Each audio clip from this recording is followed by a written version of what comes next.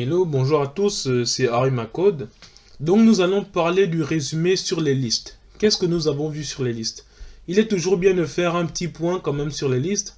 On a vu que pour créer une liste, il faudrait mettre des crochets. Donc on met d'abord la première variable, ensuite on met le signe d'égalité pour dire affectation. Donc le contenu, donc tout ce qui sera ici sera contenu dans cette variable.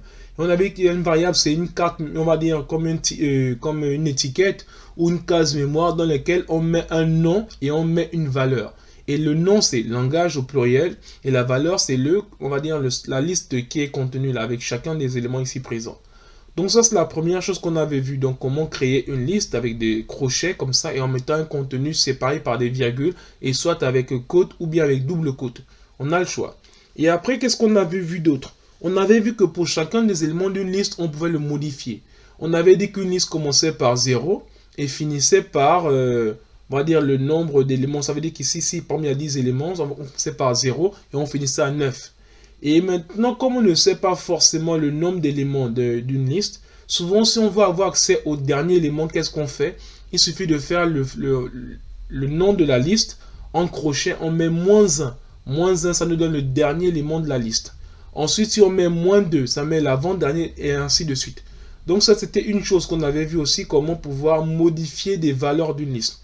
Après avoir modifié, on avait vu qu'on pouvait aussi ajouter des éléments dans une liste. C'est-à-dire que si on a un élément qu'on veut rajouter dans une liste, on rajoute. Mais par contre, à peine mettez l'élément en fin de liste. Après, on avait vu que si on voulait rajouter, on pouvait rajouter aussi à n'importe quel index. L'index, on avait dit qu'il a 3 parce qu'on avait dit ça commence par 0. 0, 1, 2, 3. Donc, c'est à ce niveau qu'on veut rajouter l'élément, par exemple, scala.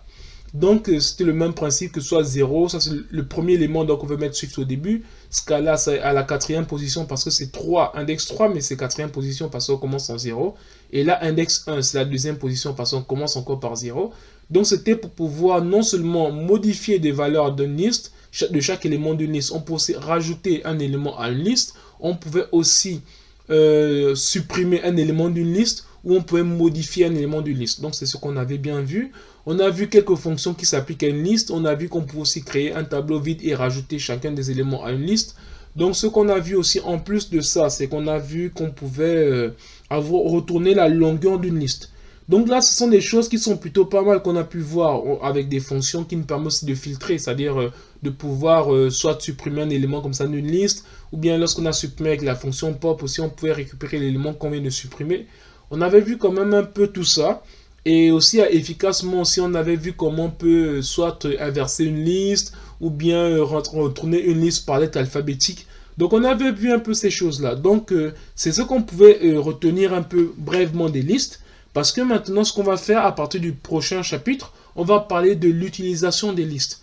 Donc on va pouvoir utiliser des listes de façon un peu autre, mais en comprenant le principe. C'est juste dans le même élan, mais on va aller un peu plus en profondeur.